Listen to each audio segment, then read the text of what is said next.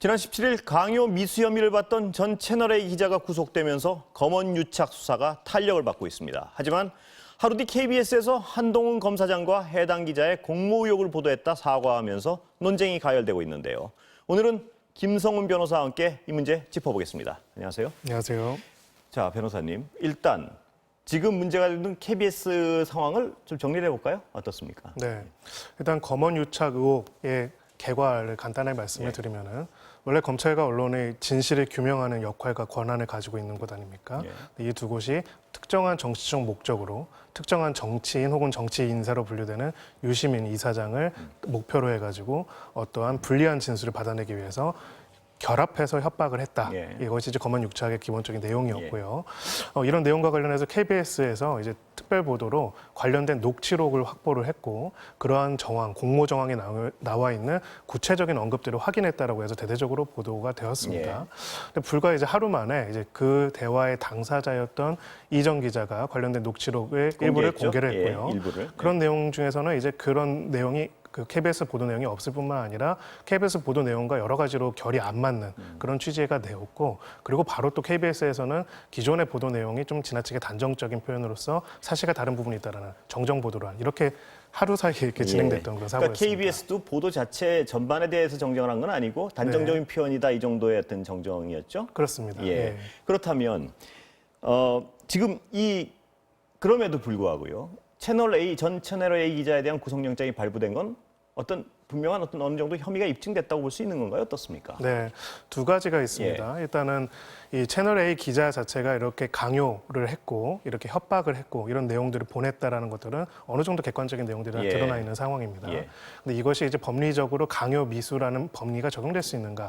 아니면 일종의 그쪽에서 주장을 하는 것처럼 이것은 미리 계획된 것이기 때문에 협박이라는 게 성립을 할 수 없는가에 대해서 법원에 일단은 협박이라는 부분이 법리적으로 성립될 수 있고 강요미수가 해당될 수 있다라고 본 것이고요. 근데 지금 일단은 보도되는 내용에 따르면은 이제 그 영장 청구 사유 중에서 구체적으로 한 검사장과의 공모 관계에 관련된 부분들은 들어가 있지는 않다라고 합니다. 그렇기 때문에 지금 한 검사장 쪽에서는 일단 이 이정 기자의 혐의 자체가 강요미수도 안 되고 설령 강요미수가 되더라도 나와 공모한 게 없다라고 주장하고 있는데 일단 그 첫 번째 요건인 강요미수가 성립된다는 부분에 대해서는 지금 일단 영장 재판부로서는 일정 부분 성립된다라고 판단을 해서 결국 이렇게 영장이 발부가 된 것이죠. 다시 한번 간단히 정리하면 그 구속영장이 발부됐다는 거는 전 채널A 기자의 강요미수 혐의는 소명이 된다 이렇게 판단했는데 공모 여부에 대해서는 판단을 안 한 거다. 그렇습니다. 이렇게 그럼 지금까지 여러 보도 내용이나 나온 사실만 가지고 보면 어떤 공모 가능성에 대해서는 어떤 의심을 할 수 있는 건가요? 가령 이제 우리가 공모라는 표현에 대해서 법률적으로는 소위 말하는 공모 공동정범이라고 합니다. 그러니까 단순하게 이게 원래는 이 이론이 개발된 이유가 소위 말하는 조직폭력의 두목을 처벌하기 위해서 개발된 겁니다. 직접 이제 실행은 안 하지만 뒤에서 사실상 지배를 하면서 본질적인 기여를 한 총수나 두목을 처벌하기 위해서 만든 것이거든요.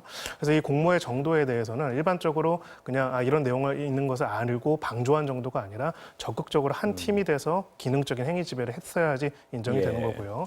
만약 KBS가 당초에 보도했던 그 스모킹건을 찾았다는 보도 내용 같은 내용과 대화가 있었다면은 그건 공동정범을 당연히 볼 수 있다고 생각을 합니다. 다만 이제 후속 보도에서 이제 그 이정 기자 측에서 밝힌 녹취록 내용이 그 내용이 만약에 전부라면은 뭐 이렇게 해야겠다라고 했을 때 별다른 관심이 없다라고 했고 그리고 마지막에 이제 뭐 계속 구치소에 편지를 보내고 있는데 거기에 대해서 뭐 그러다 한 건 걸리겠지 정도로 얘기한 걸로는 그 부분이 좀 논란이 된 것 같습니다. 그렇습니다. 그러다 한 건 걸리겠지를 어떻게 봐야 될 것이냐 맞습니다. 이 부분 가지고 어떤 입장이 엇갈린 것 같은데 어떻습니까? 그 부분만으로는 공모 공동정범으로 보기는 좀 어려울 걸로 보이고요. 물론 이제 선례가 하나 있긴 하지만 워낙 이례적인 선례입니다. 좀 옛날 이야기지만요. 그 김재규가 이제 그 박정희 전 대통령을 암살했을 때, 그 당시에 차지철을 사망시켰을 때 차지철을 뭐 해치워버릴까요?라고 이야기를 할 때 김계원 당시 비서실장이 끄덕끄덕을 했거든요. 그게 공동정범으로? 그게 공모 공동정범으로 처벌을 받았었습니다. 근데 이제 당시 뭐 신군부가 장악했던 그런 법정이어가지고 공모 공동정범을 그렇게 쉽게 인정해서 되느냐라는 반론이 있었고 현재 이제 객관적인 판단으로는 본질적인 이 사람이 아주 이 내용 전반을 장악하고 충분히 이해한 상태에서 한 팀으로서 했다라는 수준이 아니면은 공모 공동정범은 쉽게 인정하지 않고 있습니다. 그 부분에 대해서는 어떤 녹취가 추가로 더 있는지, 그렇습니다. 뭐 그 수사가 어느 정도 진행됐는지 우리가 아직 모르는 상황이죠. 맞습니다. 네, 그래서 객관적인 내용들을 좀 더 확인해 볼 필요가 예. 있고요. 가령 이전 기자 쪽에서 녹취록을 공개했다고 하지만 그 녹취록이 또 그 전부인지. 부분만 예. 한 건지 아닌지는 저희가 알 수 없기 때문에 조금은 답답할 수는 있지만 이 객관적 진실에 대해서는 모두가 조금 차분하게 다가설 필요가 있지 않을까 한 생각합니다. 검사장 측 입장은 전혀 아니라는 것이죠. 지금 어떻습니까? 네, 본인은 이제 전혀 아니라는 취지고요. 일단은 이 세 가지 포인트가 있습니다. 예. 그러니까 지금 검언유착 의혹의 핵심적인 거는 유시민 이사장이라는 사람을 특별한 목표로 했는가. 예. 두 번째로 어떠한 정치적인 목적을 기획을 했는가.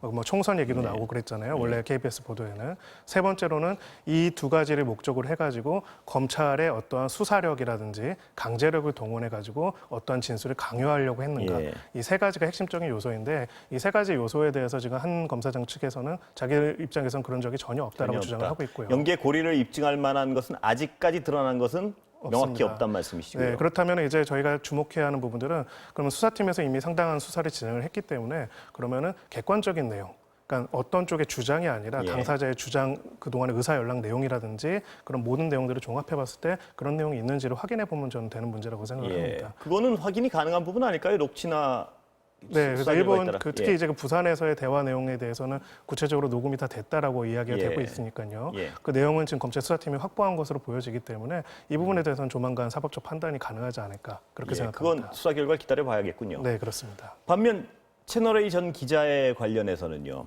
그 강요 미수인데 목표가 있고 기록이 있고 굉장히 불리한 상황 아닌가요? 어떻습니까? 보시기에. 네, 그렇습니다. 예. 그러니까 강요미수라는 게 이제 협박이라는 행위를 통해 가지고 예. 사람에게 권리 행사를 방해하거나 예. 의무 없는 일을 시키는 거기서 것을 목표는 이야기합니다. 유시민이라는 목표였겠죠? 그렇죠. 예. 대표적으로 이제 의무 없는 일, 그러니까 특별하게 어떤 특정한 인에 대해서 불리한 진술을 하도록 예. 강요한 것을 했기 때문에 강요 미수라고 보고 있는 것이고요. 예. 그렇기 때문에 지금 일단은 그런 내용들은 상당 부분 혐의가 어느 정도 소명이 된 것으로 보입니다. 예. 유일하게 나와 있는 거는 사실관계 외에 법리적인 부분에 대해서는 아, 예. 아마 공판 과정에서 다툼 가능성이 좀 있어 보입니다. 예.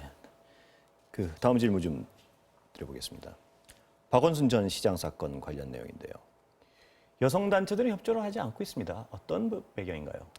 네, 일단은 불신에 있고요. 예. 서울시에 대한 무엇보다도 불신이겠죠. 그렇죠. 예. 이것을 어떻게 보면 인권 침해 사건에 대한 조사의 문제가 아니라 형사상 권력형 성범죄의 문제라는 관점에서 접근을 하고 있기 예. 때문에 그리고 그렇게 고소를 이미 했다가 이런 일들이 벌어진 것이기 때문에 지금 진상 조사라는 것이 소위 말해서 이미 형사적인 절차가 상당 부분 진행이 되고 있는 상황에서 이 부분을 신뢰할 수가 없다. 그리고 예. 적절하지 않다라는 입장이고요. 무엇보다도 권력형 성범죄라는 것은 권력을 가지고 있는 한 사람의 역할뿐만 아니라 그것을 지속적으로 은폐하거나 혹은 이후라도 차후라도 은폐하고자 하는 예. 조직적인 어떤 행동이라고 보고 있는 부분이 있기 때문에 예.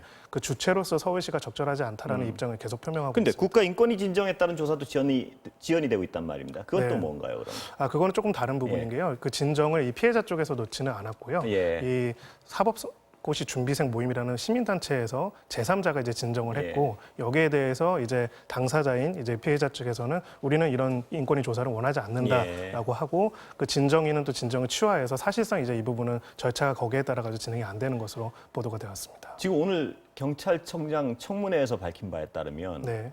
법이 허락하는 한에선 어떤 진실을 밝히겠다 이 얘기 같은데 거기를 좀 더 들여다보면요. 네. 이 고 박원순 시장의 어떤 추행 혐의에 대해서는 공소권 없음이 맞는 판단이다 이렇게 판단한 것 같고요. 네. 근데 방조범에 대해서는 법이 허락하는 한 밝히겠다 이 얘기 같습니다만. 그렇습니다. 예.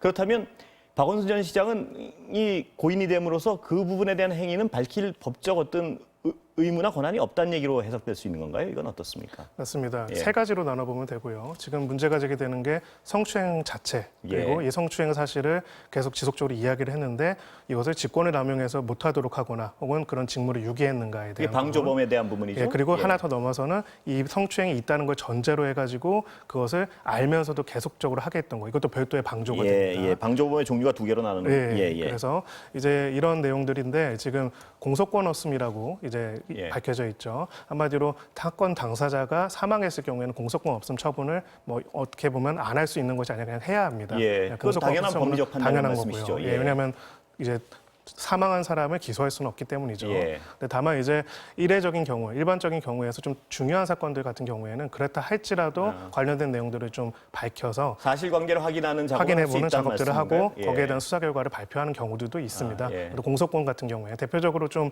이제 여러 사안 중에서 공소시효가 많이 지났지만 사회적으로 중요한 사건 같은 경우에는 수사를 진행해가지고 결과를 발표하기도 하고요. 예. 그래서 그런 부분들을 이제 요청을 하고 있는 거고 여기에 대해서 경찰청장 입장에서는 어쨌든 현재 공소권 없음으로 처리하도록 규정이 다 있는데 예. 그걸 권한을 넘어서 자기가 그 부분을 더 밝혀내기는 어렵고 예. 현실적으로도 좀 실무적으로 불가능하다는 입장을 밝힌 그런 예. 상황입니다. 다만 아까 말씀하셨지만 그 나머지 방조 범죄들, 혐의에 대해서는 그렇죠. 예. 법이 허락하는 날 다 밝히겠단 말이고요. 맞습니다. 그러니까 예. 그 성추행에 대한 방조와 그다음에 직무유기, 직권남용 그리고 만약에 이 보고 절차 관련돼 가지고 혹시라도 공무상 기밀 누설이 있다면 그 부분에 대한 부분들까지도 조사를 할 것이다라고 보여집니다. 예. 그렇다면 그 과정에서 잠깐 좀 언급 안 하고 넘어갈 수가 없는데 피해자와 피해 호소인은 법률적 용어는 아니죠? 지금 논란이 됐던? 네, 피해자가 법률적인 용어이고요. 아, 예. 네, 성폭력 예방 및 성폭력 방지 및 피해자 보호에 관한 법률이라는 법률도 있고요. 예, 예. 그러니까 기본적으로 이 성폭력 피해 같은 경우에는 피해 사실을 고소하고 호소하는 것 자체가 굉장히 어려운 심리적 예. 지원이 필요하기 때문에 예. 이런 경우에 여러 가지 보호 절차들을 만들어 놓고 있고요. 예. 법률적으로는 피해 호소인이라는 용어는 이제 근거는 없습니다. 예. 근데 피해자라는 용어는 많이 들어가 있고요. 예. 다만 이제 일각에서 그럼 피해자라고 하면은 이거를 범죄를 범죄 인정하는 거 아니냐, 사실을, 예, 무죄 추정 기정사실로 원칙에 보는, 예, 예, 반하는 거 그런 아니냐라고 부분입니다. 하는데요. 한마디로 피해자를 피해자라고 부른 것 자체가 그런 건 아니고요. 아, 피해자는 예. 피해자를 보호하되 이제 사건에 대해서는 유무죄 여부들에 있어서는 일단은 관련된 내용을 확인하겠다라는 거고요. 예. 결론적으로는 피해자를 피해자로 부른다고 하여서 가해자로 법률적 결론을 단정된다. 내려놓은 것이 네, 그런 건 아니란 아니다라는 말씀이시죠? 것입니다. 아, 예. 예. 그 부분에 대해서 한번 분명히 짚어보는 건 의미가 있는 것 같습니다. 맞습니다. 그러니까 피해자에 대한 어떤 2차 가해를 막고 네. 피해자를 보호하면서 실체적 진실을 찾아나가는데 피해자라는 용어가 방해가 되는 건 아니다. 이 네. 말씀으로 해석해야 되는 건가요? 네, 한 가지 실무적인 걸 더 말씀드리자면은 고소 이후에 최종적인 확정 판결이 날 때까지 최소 3년에서 5년 이상의 예. 시간이 걸립니다. 예. 그 당시까지 이제 소위 말해서 피해 호소인을 부른다는 건 굉장히 좀 타당하지가 않고요. 예. 그래서 일반적으로 우리의 모든 입법적인 체계는 기본적으로 이런 성폭력 피해 사실을 알리고 고소하는 사람을 예. 일단 피해자로서 보호하고 있고 예. 이것이 진짜 가해자인지 혹은 범죄자인지를 확정하는 거는 사법 절차의 무죄 충정의 원칙에 따라서 찬찬히 밝혀나가는 과정을 취하고 있다. 그렇게 이해하는 게 저는 맞다고 생각합니다. 예, 오늘 말씀 감사합니다. 감사합니다.